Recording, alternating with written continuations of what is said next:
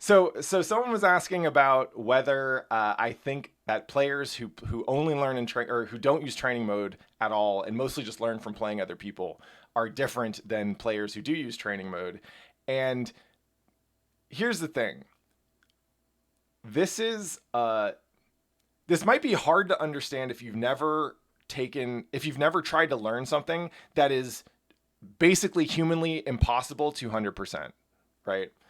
Um, and this is like stuff like dance, art, martial arts, writing, fighting games are at that level of complexity, right? There is and if you mostly play video games and you don't fuck with other kind of skilled pursuits in life, then this might be kind of hard to understand. But like when I look at Brazilian jiu-jitsu, right, as a sport, something I've done for many years, it is a sport where there is no one person who has mastered it. There's no one person who can do everything perfectly, right? It is not that kind of activity. The possibility space of Brazilian Jiu-Jitsu is still being mapped out. People are still coming up with new shit, right? It's not something that can be contained in a single human being.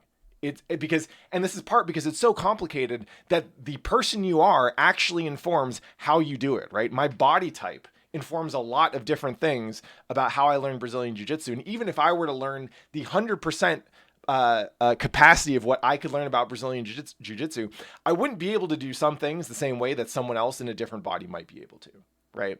It's that level of complexity. In the same way that no artist can draw literally everything in every single style or blah, blah, blah, blah, blah. Once you get to a certain level of complexity, it's too much for a human to do everything. Fighting games, or at least good fighting games, are like this as well, right?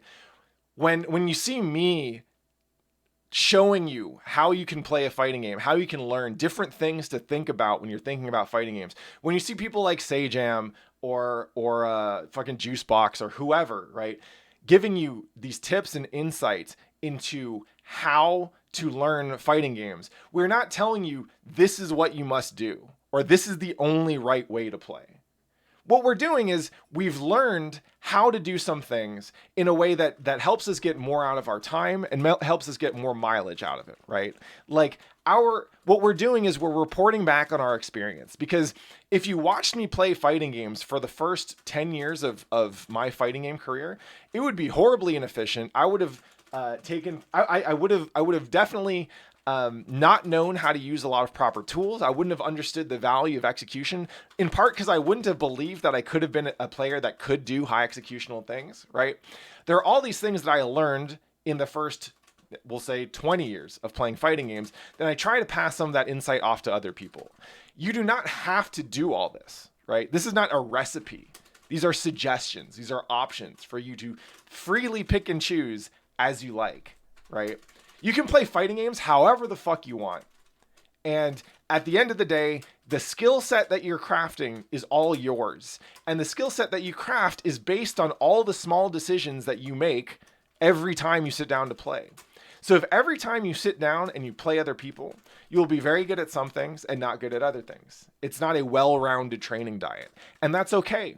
There are some people who fight only by getting into fights with other people on the street. I probably wouldn't call those people a martial artist, but that is absolutely a thing that just some people do, right? More specifically, when it comes to martial arts, there's some people who choose to only spar. They don't want to drill. They don't even want to do the warm-up, right? And they can be kind of a pain in the ass, but it's up to them, right? It's up to them, and obviously their relationship with whoever's teaching them, right? But the decisions that they make inform the martial art that they are developing inside of themselves, right? When I choose, like when I am a martial artist. I do multiple different martial arts. Before quarantine, I was still trying to train like as consistently as I could, but I have gone like at any different point in my life, I might be training twice a week. I might be training 6 days a week. And the thing is that I, as a martial artist, am not optimal, right?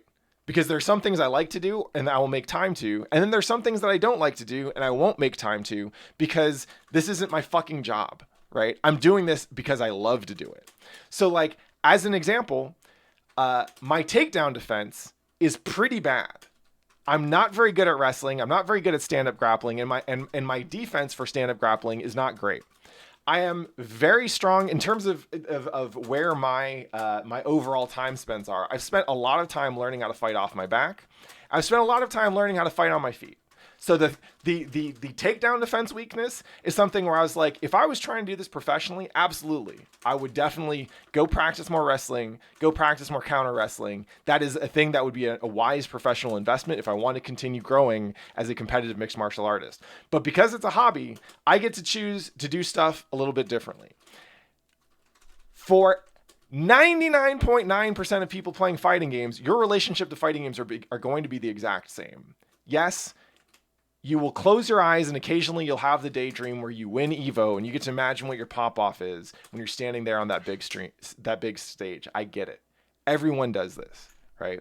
But if you are not specifically training to win Evo, right? If you're not trying to become a high-level competitive player, and I cannot stress to you how much work it takes to actually aim yourself at pro, then you can do what hobbyist martial artists have been doing for decades now, and that's look to the pros for inspiration and look to the pros for like tips and insight, but you don't have to subject yourself to their routine, right? Because that's not what you're here for.